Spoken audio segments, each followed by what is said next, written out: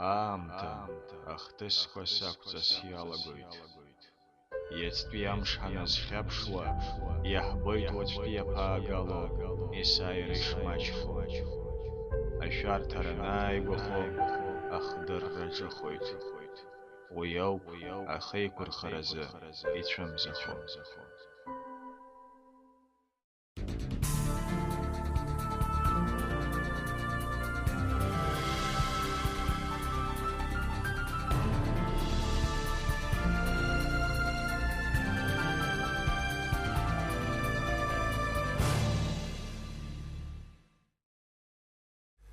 Хәлыбзиақәа ҳтелехәаԥшцәа, ааигәеиҭыҵит аҭоурыхҭҵааҩ аҵарауаҩ Гурам Гумба ишәҟәы «Нахи. Вопросы этнокультурной истории. Первое тысячелетие до нашей эры».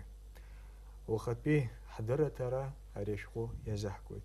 Уи азы астудиахь иааҳаԥхьеит ашәҟәы автор Гурам Гумбеи, анаукатә редактори Тимураз Ачумба. Бзиала шәаабеит.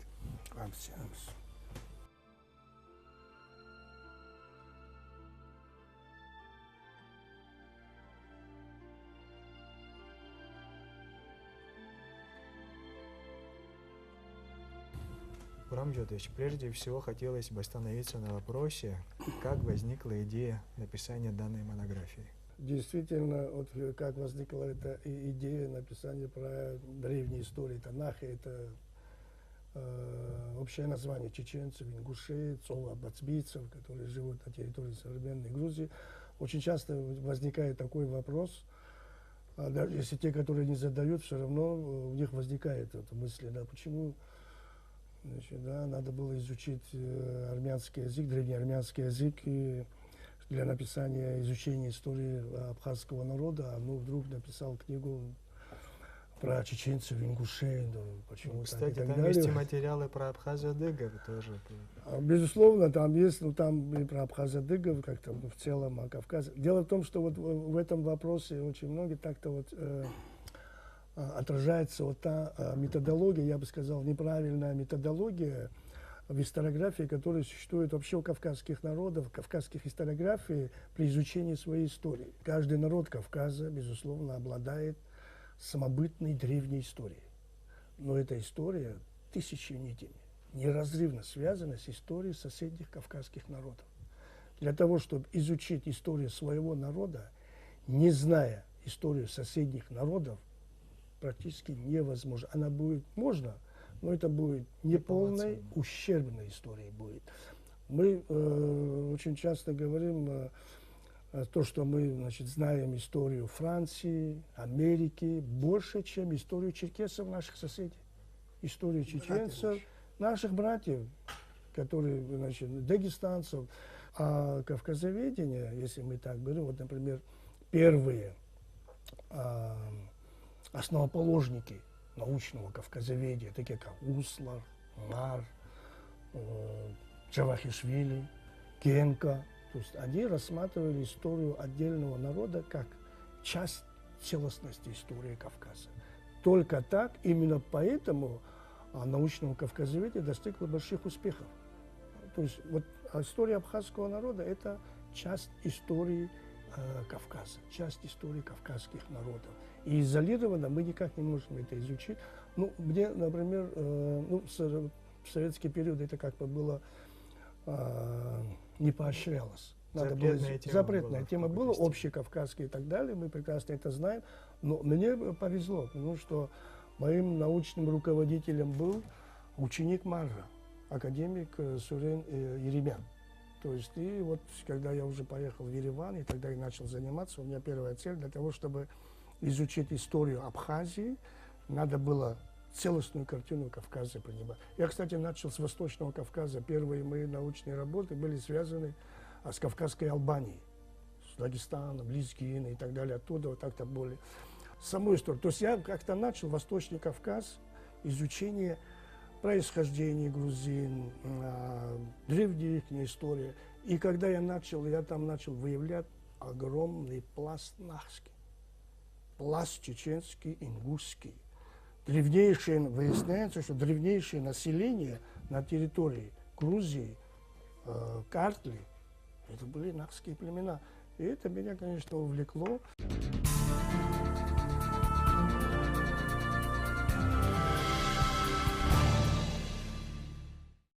Для вас насколько эта тема была разработана? Насколько я знаю, таких вот монографий... Да, дело в том, что я когда первый раз тоже приехал в Грозный в научную командировку, это в Советском Союзе, еще 84-85 год, там люди удивились, что я занимаюсь древней историей это войнах. У них там историю начинали изучать с 17 века.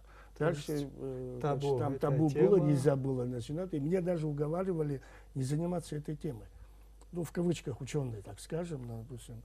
Это не перспективно, это политически нецелесообразно было. В принципе, это еще меня больше наталкивали больше. И вот как-то вот я параллельно, честно говоря, занимался историей, целостной историей Абхазии, Западного и Восточного Кавказа. По древнеармянским источникам. По древнеармянским источникам. Ну, естественно, там использованы другие источники, там данные смежных наук, данные, в общем-то, не только грузинские источники, там греко-латинские источники, ну, там топонимика, антропология, ну, данные, которые сегодня комплексный был необходимость, потому что, к сожалению, эта тема практически не было исследования. То есть, естественно, я там не говорю, что я вот все эти вопросы, которые там подняты, там решены, нет, конечно, это как постановка вопроса. Для дальнейших исследователей, как создать какой-то, насколько это возможно, научный фундамент для дальнейших исследований населения Центрального Кавказа, непосредственно, к которым мы соприкасались. Древней Абхазии соприкасались. Выясняется, что в Древней Абхазии мы соприкасались с древними нахскими племенами по Центральному Кавказу здесь.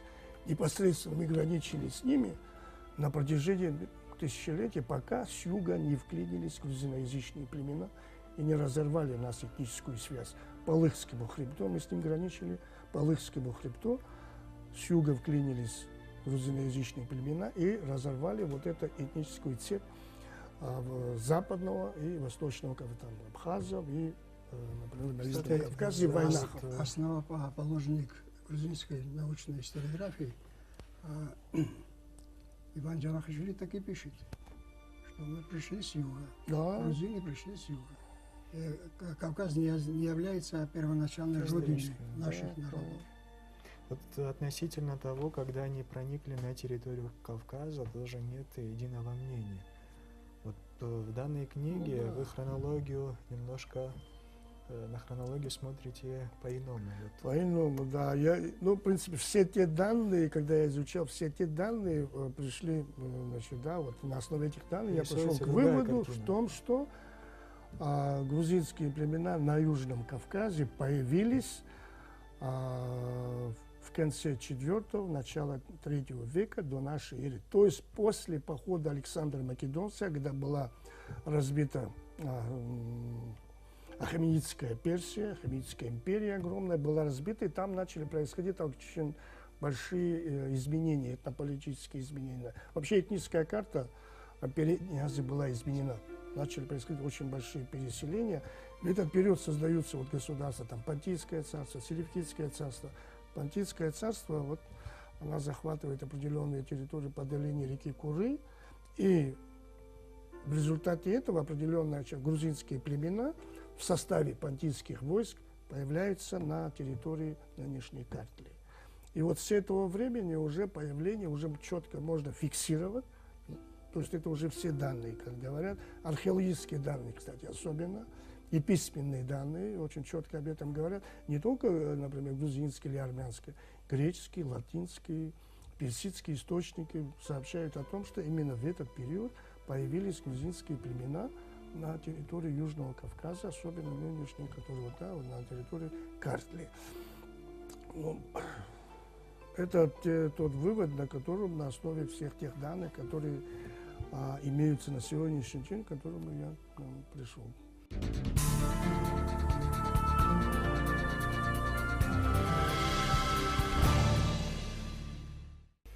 Разалич, хотелось бы поговорить о презентации. Я знаю, что в Москве была недавно проведена презентация, очень даже успешно. книга получила хорошие отзывы. Хотелось бы об этом поговорить. Да, действительно, в Москве проходила презентация, это было в середине мая месяца этого года. А до этого презентации проходили в Магасе в ноябре месяце. Тогда присутствовал сам автор и президент Академии наук Абхазии Джапоа Зураб Джотович. Надо отметить, что касается презентации в Магасе, 4 доклада были посвящены вот именно этой книге. Это, я думаю, что большой успех, большое внимание со стороны ученых Ингушетии. А в Москве проходила презентация, в основном принимали участие ученые.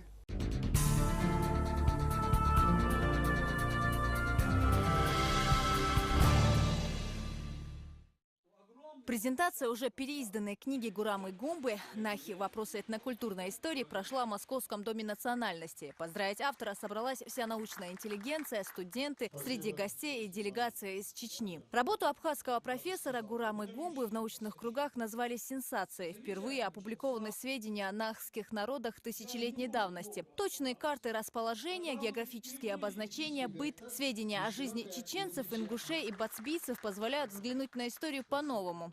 Он ни в коей мере не этноцентричен, он даже не кавказоцентричен, он просто настоящий ученый, который хочет раскрыть тайны исконно кавказских народов. Изначально Гурама Гумба писал книгу об Абхазии, но, работая в архивах, нашел многочисленные документы, посвященные древней истории нахских народов. Так он и решил написать еще одно отдельное исследование. Книга Гурама Гумба, она имеет колоссальное историческое значение, научное значение. Это прорыв, это революция в истории. И в этой книге он показал это карты, документы, это более 1000 первоисточников. Это архивные данные, которые до него никто не исследовал, потому что так знать специалистов по староармянскому языку на Кавказе немного. Диплом Ереванского университета изучения древних языков армянского, грузинского, абхазского. Много занимался переводами первоисточников, на основе которых и создал монографию. Автор потратил на это 25 лет. На сегодня, наверное, единственный человек, который знает все кавказские языки. Это языки кавказские, хотя мы говорим, что они в родце находятся, но они все разные. И он даже диалект языков знает. И это колоссальный труд. И он сделал это для нас, для нашего народа, это огромный, огромный исторический подарок. Книга переиздана тиражом в 1000 экземпляров. За труд автору вручили юбилейную медаль имени художника Петра Захарова, академика из чеченцев. Зура Саламова, Деник Хавхаров. Новости.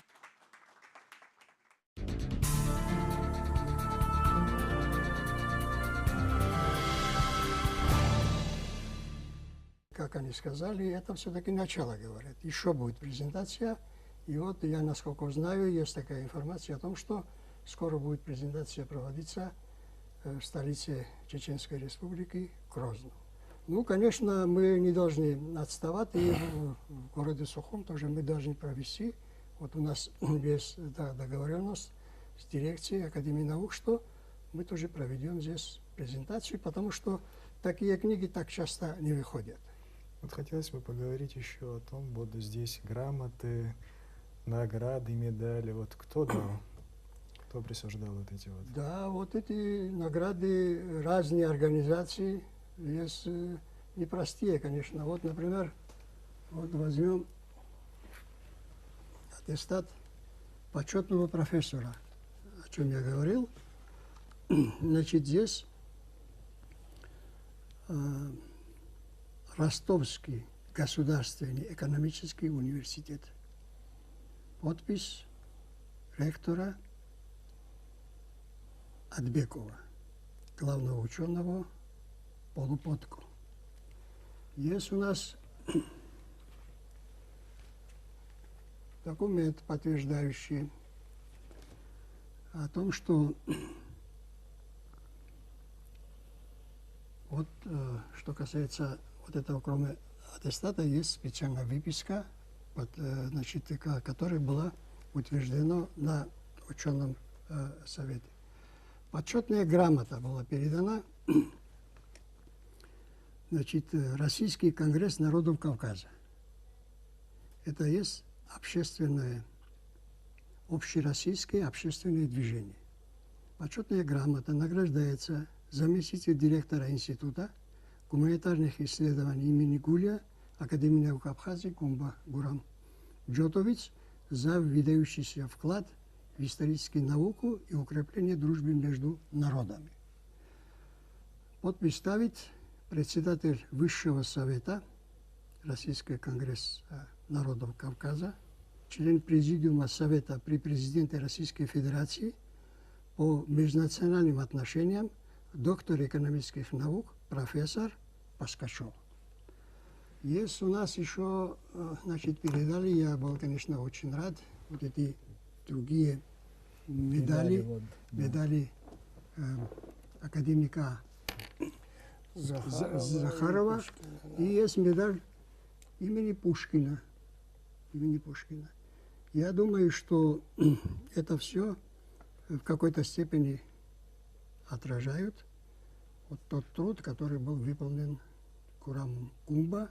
Но я думаю, что в дальнейшем, что касается его деятельности, я бы хотел, мы много раз говорили об этом, когда, кстати, он мне принес рукопись. Я когда посмотрел, я говорю, об абхазах ты не пишешь?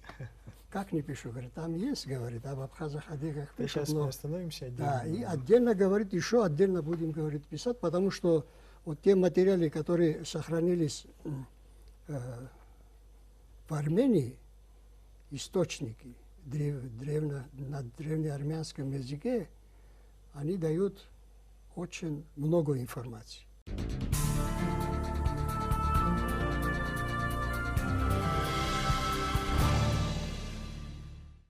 Амджадович, вот до сегодняшнего дня идет спор, кто такие вообще нахи, когда начинается их история. Дело в том, что грузины причисляют их к себе, как бы. Но здесь вы пишете о том, что нахи являются исконными жителями Кавказа, это есть предки чеченцев, ингушей. Вот сам этноним нахи что означает? Вот, тоже интересный вопрос. Ну, сразу скажем, что нахи это на чеченском и ингушском языках называют люди, народ, люди, человек. Просто это происхождение этнонима от люди, народ, это очень распространено во всем мире, и очень много этнонимов происходит от просто это я человек, они другой этнос, они, в общем, да, не говорят о нашем языке, там, они другие. То есть в этом отношении здесь это четко устанавливается. И в армянском источнике там упоминается именно нахаматян. Нахаматян, нахи люди, мат это то же самое язык. То есть она, вот этот нахаматян, который впервые упоминается в армянской географии, она переводится как говорящий на нахском языке. С чеченского и ингушского языка. То есть это первое упоминание вообще этнонима древности. Что касается происхождения, ну, по большому счету, как и нахи, чеченцы, ингуши, дагестанцы, абхазы, адыги, это произошли, так скажем, от одного отца и матери. То есть у нас корни, вот общий как раз... один корень. То есть это мы все относимся к одной языковой семье. Ну, обычно раньше называли северокавказская языковая семья. Ну, кстати, вот очень известный этнолог Сергей Рутюнов, который ведущий научный сотрудник, заведующий отделом кавказоведения, сектора кавказоведения на Институте этнологии Академии наук Российской Федерации, он ввел новый термин, кстати. Для того, чтобы полностью определить, кто именно кавказцы, где там абхазо-адыгская и нахско-дагестанская группа, северокавказская языковая семья, неправомерно называть северокавказскими. Лучше их называть исконно кавказскими. То есть остальные это позже пришедшие и так далее. То есть и мы имеем одни общие корни. Это сперва мы говорили на одном языке, потом разошлись там на две группы. Но туда еще входили не только абхазо-адыгская и нахская. Это были уже умершие языки, хатский и хоритауратский. То есть это вот абхазо-адыгские наиболее близкие, это хатский, а нахско-дагестанские близкие хури-таурадские.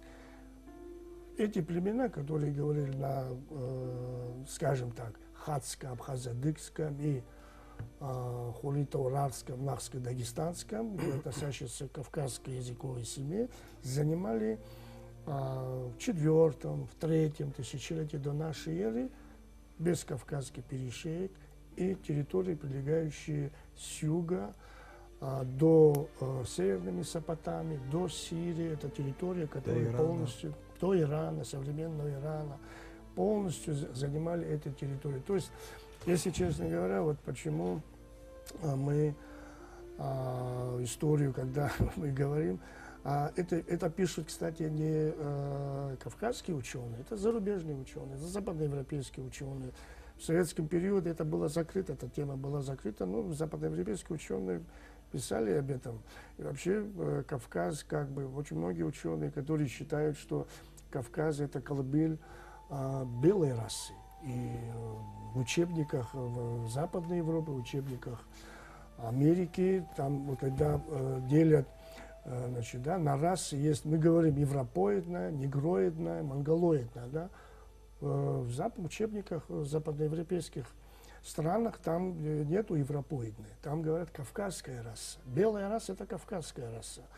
То есть и в этом отношении мы по большому счету можем гордиться своей историей, мы пока не умеем гордиться своей историей кавказских. Проблема в этом. Первые упоминания, например, да, абхазов, значит, да, и вообще адыгов, и вообще нахов, и дагестанцев относятся ко 2-му тысячелетию до нашей эры. То есть наши этнонимы там уже упоминаются. В период, когда существовали, допустим, Хетское царство, там, Уральское царство, такие крупнейшие мировые державы. И наши этнонимы мы принимали, то есть упоминаются там, то есть это говорит о том, что наши предки принимали участие в становлении этих цивилизаций. Но мы почему-то, к большому сожалению, эти первые государственные образования, потом вот эти государства с Малой Азии были восприняты там, то же самое такие, да, вот мы знаем греческие полисы, городская культура, были восприняты древними греками, там, и так далее, римлянами. Потом вот эти все четко, вот сейчас сегодня, в принципе, давно это уже выявлено, и давно это уже как бы, да, становится аксиомом, что те же первые парламенты, которые возникли на территории Западной Европы, своими истоками уходят в хатский период. То есть это период государственного образования Малой Азии. Тот период, когда, еще раз повторяю, именно предки наши, там, те же Абешло, упоминаются там. Абхазский, адыгский пласт идет огромный пласт в Малой Азии. Это не говорит, очень многие говорят о том, что возможно, что мы оттуда сюда пришли и так далее. Нет, это было сплошное Может, расселение. наоборот, отсюда туда? В первоначальное расселение было отсюда туда. Дошли даже, я могу сказать, помните, вот Дермит Гули, это вот его история Абхазии, к сожалению, с которой почему-то стоит в стороне, мы не используем, то же самое Ашхацава. Это, ну, в общем, основоположники абхазской историографии. Он, когда пишет, что там, правда, связь вот с Эфиопской, с Египтом, он как-то находит очень много параллелей, но, правда, он говорит, что оттуда сюда пришли. Нет, сегодня уже выявляется, что вот это переселение было с Кавказа на юг, в Малой Азии и до Египта. В египетской мифологии первые их боги, на кого они, не первые, вообще их боги, на которые они молились, они, правда, записаны, вот, значит, там же сохранилось, я говорю, что они пришли с гор, с северных гор. То есть гор Кавказа. Это очень интересно. Вот, сегодня это уже выявляется. Ученые выявляют и приходят к выводу о том, что пирамиды сами по себе не возникли, а это есть искусственная имитация Кавказских гор. Вот тоже вот. Что касается зиккуратов у шумеров, их божества, очень интересно. Кстати, вот насчет Западной Европы их ученые стали обращать внимание на то и говорить и писать, что их предки являются выходцами из Кавказа. Там вот сейчас делают ДНК, там и тоже выявляется, что вот эта связь. То есть чем больше мы познаем, то есть у нас сейчас уже открывается, вот мы должны соответствовать этому, тем более, что почему вот этот мы должны в комплексе Кавказ. Мы не сможем свою историю изучить, полную историю, более глубоко, более обширную, значимость, допустим, истории не только абхазского, другого кавказского народа, если мы четко не будем представлять историю развития народов Кавказа. То есть мы как бы, это одна цепь была. Это цепь, которая неразрывно, всегда она была связана. Я думаю, что даже не надо далеко вглубь ходить. Когда война началась, кто рядом, почему, вот все думают, потому что, почему все, нет ни одного народа Северного Кавказа, представитель которого здесь не погиб за свободу Абхазии. Генетика. Почему это интересно? Вот подумайте, это же не... Почему, например, за Грузию не пошли? Почему за нас пошли? Все, практически все, понимаете? То есть это не только сейчас, это было и 300 лет назад, это было и 1000 лет назад. Мы шли туда, то есть это была единая взаимосвязь. Почему вот эта взаимосвязь с Северным Кавказом когда прервалась? В 19 веке. У нас непрерывная связь этническая была со всеми, но в 19 веке что произошло?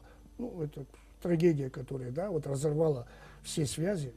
Горные наши предгорные места, Дал, Цабал, все. Население было изгнано, они находятся, потомки их сегодня в Турции, и вот эта связь была прервана. Она до сих пор еще не восстановлена. И очень много, и сегодня тоже то, что происходит. Это, в принципе, вот когда мы говорим, история это прошлое, 1000 лет назад, 2000 лет назад, но очень многие думают, что это, как бы, да, это чисто, ну, такой научный характер. Научный характер имеет, ну, такое познавание. Нет, она имеет практическое значение. История, а наши народы, особенно кавказские народы, наш менталитет, наша этнопсихология связана с историей. Это наша особенность.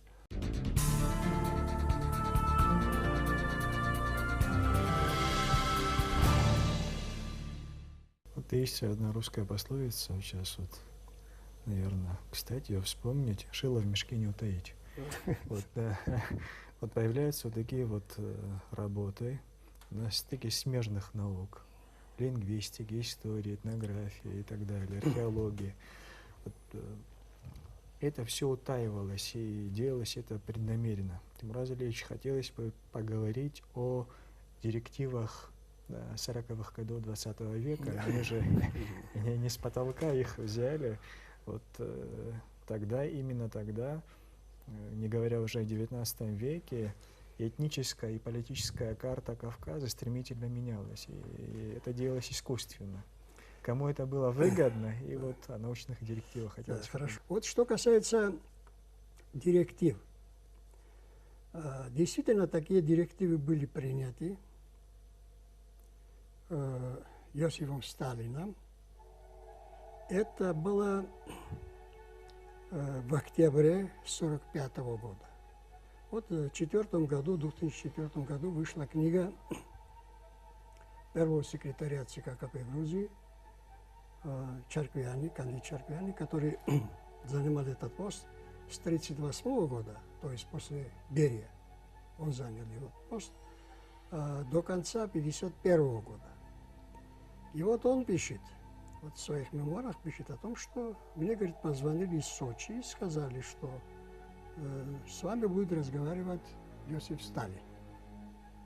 Но Иосиф Сталин ему говорит, что вы, говорит, мне прислали, говорит, историю Грузии, говорит, историю Грузии, которая вышла в 1945 году, и эту книгу я, говорит, отправил ему, но война шла, естественно, я не надеялся на то, что он прочтет.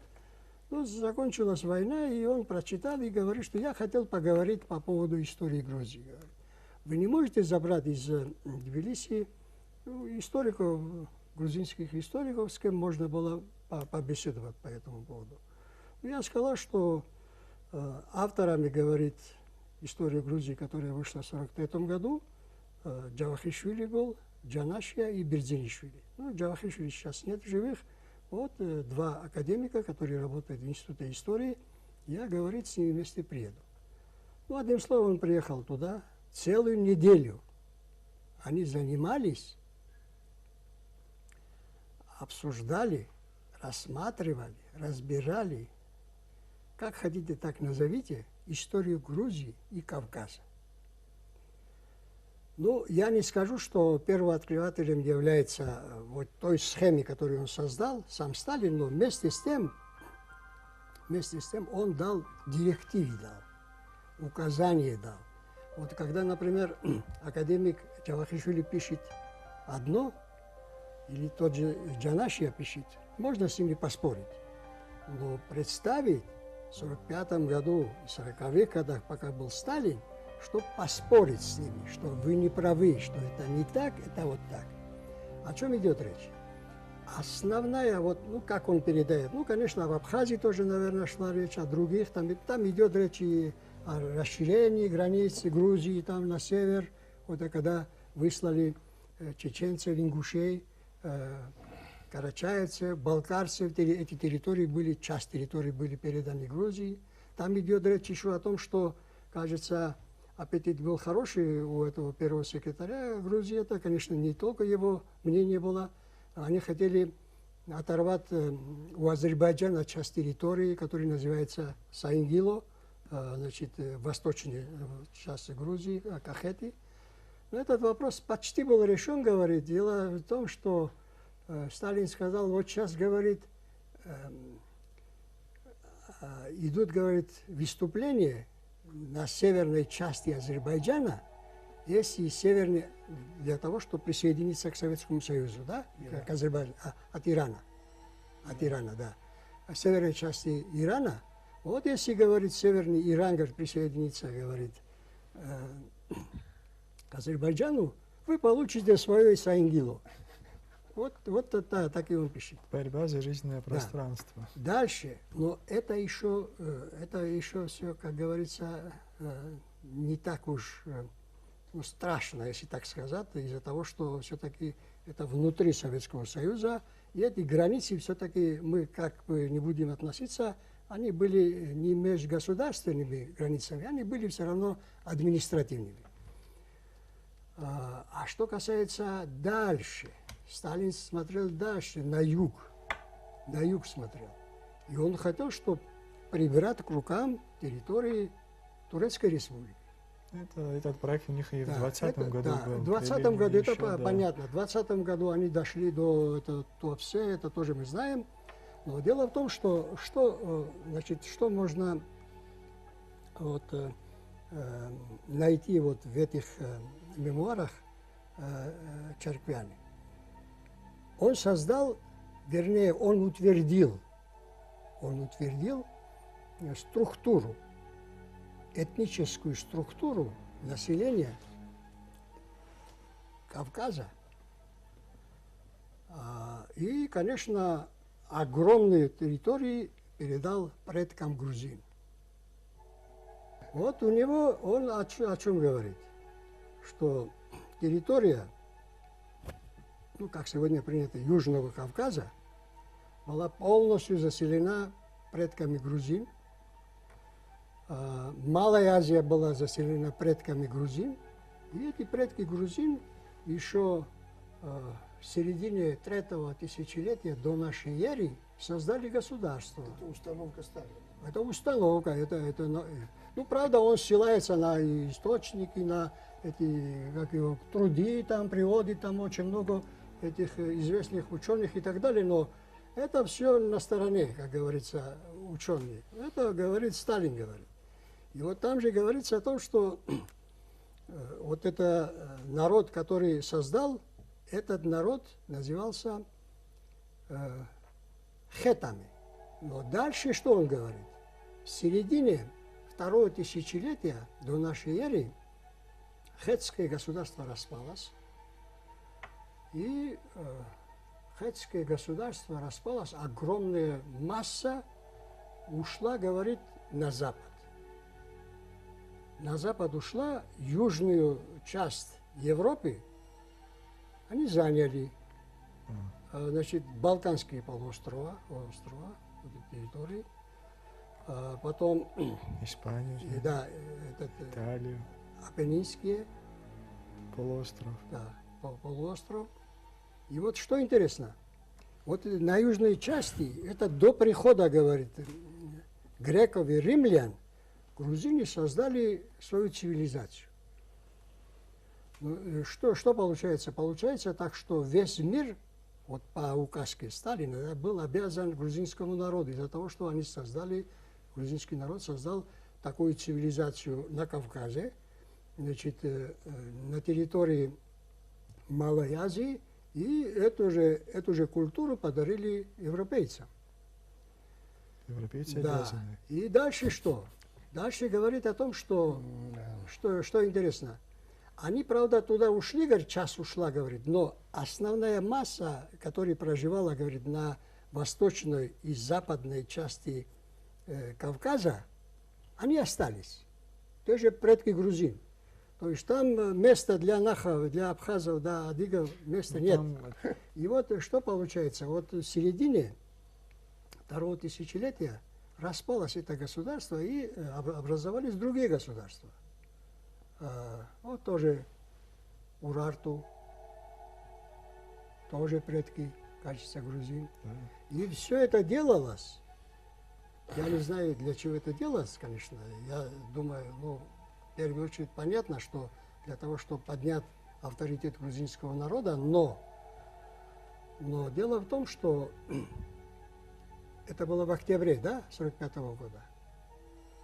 А в середине декабря 45-го года газета «Коммунисты» на грузинском языке, что выходила в Тбилиси, а потом перепечатали, перевели на русский язык в Москве, издали, значит, статья академиков Джанашия и Берзинишвили.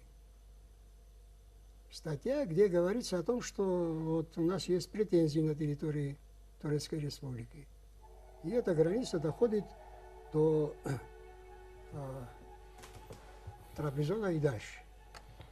Так что я не исключаю, что все вот эта схема, которая была создана, и потому и была создана, чтобы из малой, значит, советской грузинской республики сделать большую советскую грузинскую республику.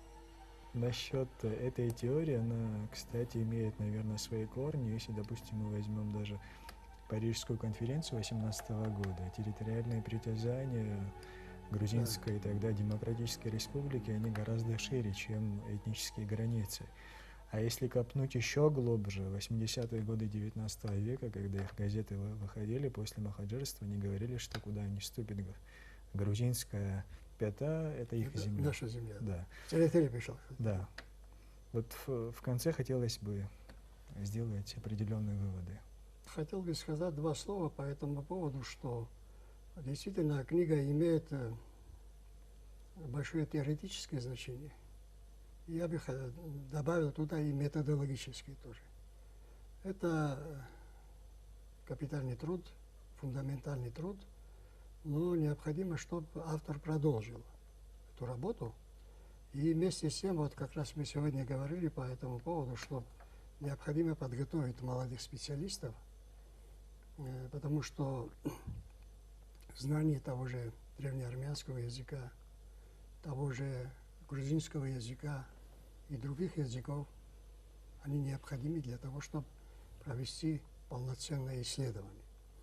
А вот что касается дальше, значит, я бы хотел, чтобы он продолжил эту работу, наш автор. Но что касается все-таки, да, вот дальнейшей истории-то, очень хотелось бы, да, если вот от молодежи, вот, знаешь, кто интересуется наукой, в принципе, я всегда это говорил еще, сегодня без знания, изучения древних языков, хотя бы одного, хотя бы двух языков, древнеармянского, древнегрузинского, в обязательном порядке у нас мы должны изучать древнегрузинский язык, латинский язык, древнегреческий язык, арабский язык, персидский язык, мы не сможем целостную картину представить по древней средневековой истории абхазского народа. Это обязательное условие. Вот сегодня настолько это возможно, просто можно было бы материально поощрить студентов. Я знаю, например, можно будет вот Ереванский университет и так далее, там готовы, можно будет готовить. Здесь вот пока у нас есть, например, прекрасный знаток древнегрузинского языка, вот Тимураз Алиевич, подготовить одного студента. Должны быть заинтересованы люди, которые хотят изучения истории. Мы свою средневековую историю без знания древнегрузинского языка это очень сложно написать. Потому что все эти источники, в основном там армянские источники, грузинские источники, они написаны на древнем языке. Ты не сможешь его, даже зная современный язык, ты не сможешь его прочитать. Просто хочется просто, да, вот, пожелать молодым людям, нашим историкам, которые бы, да, занялись бы, чтобы мы нашли бы, могли бы найти средства, финансовые средства для подготовки кадров, которые бы знали бы древние языки. Это обязательное условие для того, чтобы писать историю. Что касается, например, да, вот, Грузии, что касается нашей истории, вы прекрасно знаете, какую роль играет, я еще раз повторяю, история в становлении и развитии национального самосознания. У нас в 60-е и 70-е годы что это было? История была превращена в поле битв между абхазской и грузинской историографией. Помните, это работы, значит, и Налыпа, Анчабадзе, как они воспринимались, как они это и так далее. То же самое сегодня происходит. То есть, если мы хотим отстаивать свою независимость, хотим строить свое независимое дальнейшее государство, мы должны ее давать историческое обоснование, четкое, ясное, значит, и не только современное политическое обоснование, но и историческое ее обоснование. Ее историческое обоснование без знания, еще раз вскрытия, еще раз углубления истории, это невозможно. Мы же говорим, у нас 1200-1500 лет государственность имеем. Ну, в чем она проявляется, и вот эта государственность, традиция нашего государства в современной республике Абхазия? Как она проявляется? Почему она должна проявиться, если она не проявляется? Являемся мы правопреемниками этих государственных образований, которые существовали в Средневековье и так далее. Да? То есть вот эти моменты сегодня, которые стоят, очень остро стоят, на которые мы должны ответить. Я надеюсь, мы справимся с этим. Если не справимся, будет будущее поколение, молодежь будет этим заниматься. И вот вообще-то неплохо было бы вот, воспользоваться, хочу таким моментом. Молодежь, которая нас слушает, особенно студенты, которые в Абхазском государственном университете учатся, на историческом факультете, и вообще, кто изучает историю Абхазии, чтобы они хорошо знали свою историю, чтобы они хорошо учились, чтобы у нас есть такая возможность в Абхазском институте, у нас есть специализированный совет, мы можем и в аспирантуру, не надо никуда ездить, мы сами можем здесь подготовить кадров для того, чтобы они лучше нас знали историю нашего народа. А для этого база есть, и вот один из таких фундаментальных трудов лежит у нас здесь рядом. Спасибо. Я выражаю благодарность за нашу сегодняшнюю беседу. Желаю дальнейшего успеха вам. И Табуб. Табуб, я надеюсь, наши зрители, что мы на русском языке простят нас с тобой. Хотели хопштра, ацхал, пхафеват, абзерас.